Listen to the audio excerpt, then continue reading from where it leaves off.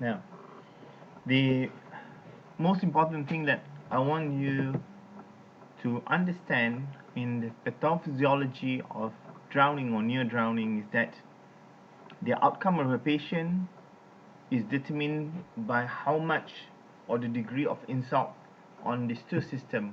One is the pulmonary system, which is the lung system, and two on the central nervous system, which is the brain. So how much is the insult to the lung and to the brain will basically determine the outcome of a victim of drowning or near drowning. Okay? Now, this thing called diving reflex. Now, a diving reflex is basically a transient protective parasympathetic reflex. Whoa, that's quite a mouthful to say.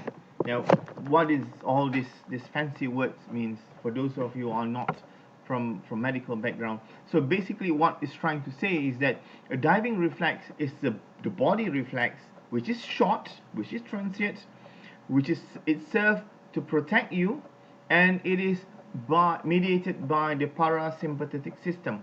Okay, in your body we have in the central nervous system there are two systems called the sympathetic system and the parasympathetic system. The sympathetic system, if it's activated, someone will be hyper, he will become agitated, he will have to run, he's ready himself to fight. The parasympathetic system, or what we call as the relaxed system, so once the parasympathetic system is activated, you are relaxed, you don't want to fight, you cool down, your heart rate goes slow, your breathing goes slow, everything's cool down. Alright guys, easy enough?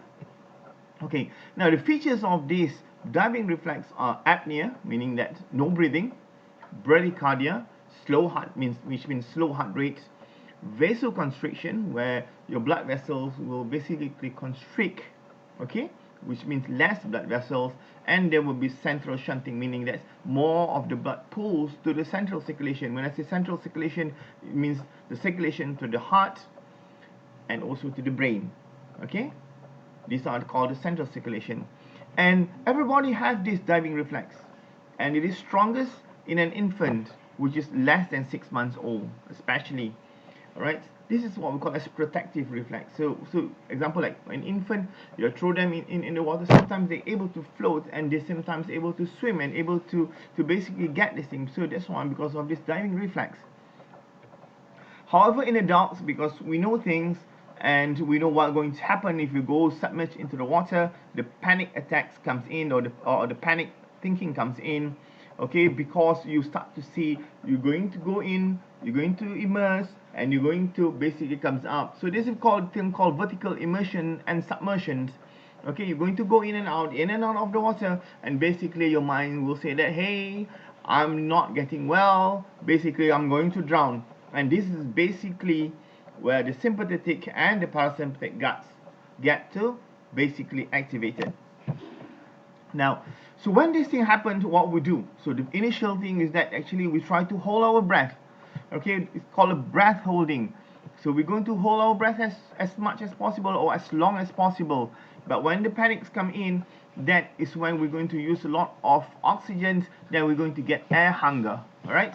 Then when we get air hunger, we say that I need to breathe. So there will be thing called reflex inspiratory effort. So meaning that the body tells us that you have to breathe. You can't hold your breath anymore. You need to breathe. And you start to inhale. When you inhale, you not only inhale oxygen, but basically you're going to swallow water is going to come in. So there's going to be a confusion between breathing and swallowing, and this will basically lead thing to call aspiration. Now, what is aspiration? Aspiration is basically a fluid. Alright, the fluid goes into the lung, because normally the fluid should not goes into the lung, the fluid should goes into the stomach. There's two hollow tube there. One is called the trachea and the other one is called the esophagus. So the fluid in normal circumstances, the fluid goes into the esophagus, but and the air goes into the lungs, into the trachea. But in this thing, because of the confusion, because of inhaling and swallowing comes almost the same time, and you are basically in and out of the water, then the water comes in, it doesn't go into the esophagus, it goes and trickles into the trachea and goes into the lung. And this is thing called aspiration. And because of aspiration, someone will get hypoxic, meaning that there's not enough oxygen in the blood, and because of that he become unconscious. And because of that, if it's prolonged hypoxia, then the heart will stop to pump.